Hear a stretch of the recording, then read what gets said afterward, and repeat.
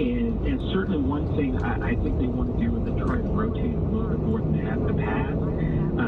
Fred Clark, saw fewer snaps last year, but they leaned on him a lot over the last few years. And, even the minute here, he only played about 50% of the snaps last year in San Francisco. He's going to be a starter this year, but I think that's the kind of workload they would like for these guys, is to rotate them a bit more. Joe Cole, the defensive line coach, that's kind of his style. He would like to rotate guys to keep people fresh. But they're going to have a lot of edge rushers. And I'll say one thing, that, we saw during OTA at least, is that they're not going to be afraid to put all their edge rushers on the field in passing downs, on third down. So Chris Jones is going to be one of those guys, too, once he's there. But, they've got some guys that they really like, that they feel like have flexibility that can play outside and inside. Yeah, Felix and Zuma. Zama, this guy almost looks like George Karlaftis from where they were picked in the draft last year, getting a lot of productivity from these young guys, despite having some veterans like Chris Jones in the fold, right, Matt? Yeah, absolutely. And it's one thing, I feel like both of these guys are late bloomers, and that a lot of their best football is still to come. Remember George Karlaftis was kind of late to football. Didn't really pick up the game until late. And Felix Zama, was 3 years ago, was like a beanpole. He was like 6'1" and 180 pounds. It just absolutely grew. So, he's still kind of figuring things out a little bit. They feel like both those guys have huge ceilings as a result. Matt, I'm jumping ahead of Brad, so I don't allow him, since he played offensive line, to ask the offensive line questions. But I'm curious, how comfortable are they with Donovan Smith at this point at left tackle?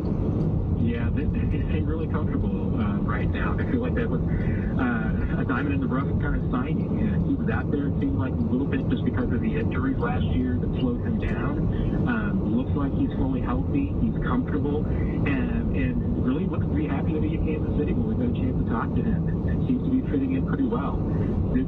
I don't think that this is a dramatically different offense for him to fit into. And, the real thing to me is just, technique-wise, is he going to fit in? And that was kind of the stumbling block with Orlando Brown. They were kind of just trying to fit a square peg into a round hole. Orlando Brown's a good tackle, but even when he first got here, he just didn't do things the way that the Chiefs always wanted to, and lining up, and how his kind of depth of sitting in the pocket was. They tried to change some things, and I don't think it ever really worked. With Donovan Smith, you can see, okay, this is kind of an Eddie Heck guy. This is somebody that you feel like he's going to be much more on the same page with, should fit into the scheme. And, with between him and having Jawan Taylor on the right, they feel like they've got a really good duo there now. Yeah.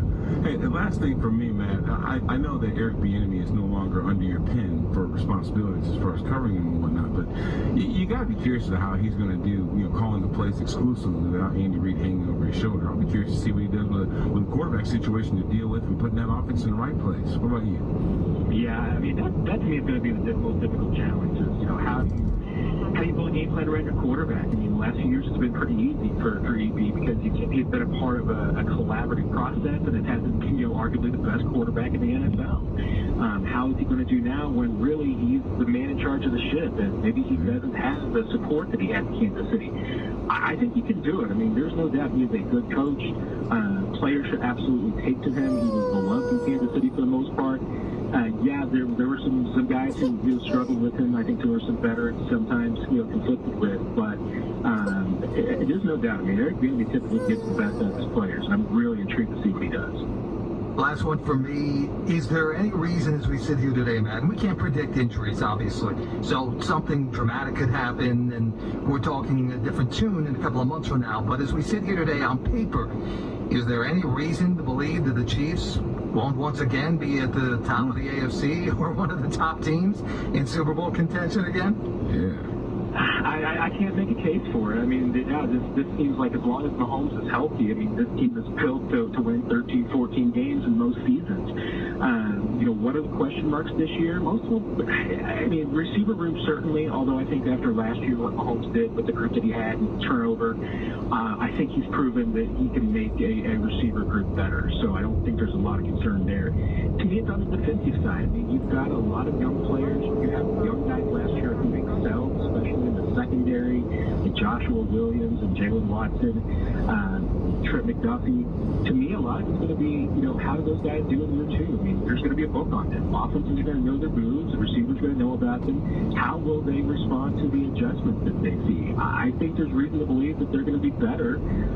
They're young at a lot of positions. That's going to be the challenge. But so far, from what we've seen in OTAs, what we've heard from the coaching staff, they feel pretty comfortable that this young defense is going to gel. Hey, I lied, man. One more thing from me. It does seem like we have a kindled rivalry here. Was that a shot across the bow? Patrick Mahomes talking about lighting up a stogie after they won the championship?